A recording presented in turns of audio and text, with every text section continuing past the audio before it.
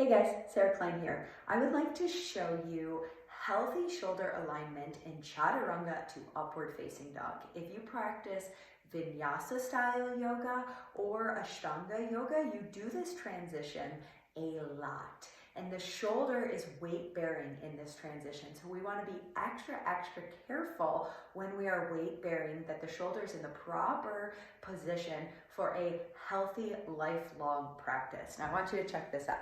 So if my shoulder is in an internal rotation like this, it is out of its strength and stability. Can you see that?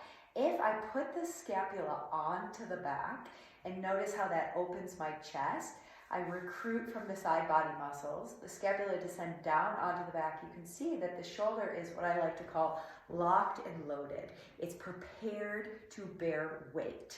And a very common injury that we see in these Vinyasa style practices is the rotator cuff. So we want to stay away from that. So I'm going to first show you what not to do. And what I want you to note is the rotation of my shoulders while I come into weight bearing. I'm going to show you from two angles to begin. So if we're going through that Vinyasa style practice, we find ourselves in Chaturanga. Now, the place to note is when my shoulder descends below my elbow, it internally rotates. And that's when I'm in the danger zone. So I'm going to show you from two angles. First angle is watch this.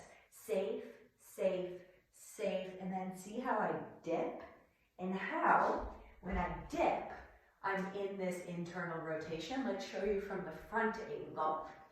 So here I am. Safe, safe, safe, and then watch as I go below my elbows, see that? Then, I don't even want to do it. I am going from here into upward facing dog, which is a big back bend, and it's demanding that I have that external rotation. So I'm going to show you from the side. Again, this is what not to do. So I'm weight bearing, I'm good. Now I'm on an internal rotation and I try to move into this upward facing dog.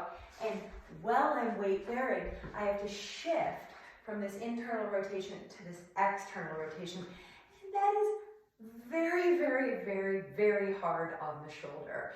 And repeated over a long period of time creates shoulder injury. So now let me show you what to do. So I start in my plank pose, and then I dip, and my shoulder never goes below my elbows. Roll over the toes, spin the inner edge of the armpit forward, find freedom and ease, and then I shift over into downward facing dog. Now let me show you from the front. Watch the rotations of the shoulders. So I stay broad in the chest, lower down, come forward, spin the inner edge of the armpit forward. Notice how the shoulder stayed in an external rotation the whole time. And then I lift into downward facing dog. Now, let me say this, it takes time to build the body awareness. It takes time to build the strength. And what tends to happen is when we get fatigued within our practice, our bad habits show up. So maybe you want to start with a couple that I just demoed in the beginning of the class, and then as you start to get tired and maybe a little sloppy on your transitions, which we all do, there's a couple ways to modify. Number one, skip the whole Chaturanga and go from plank right into upward facing dog. Number two, do a small dip.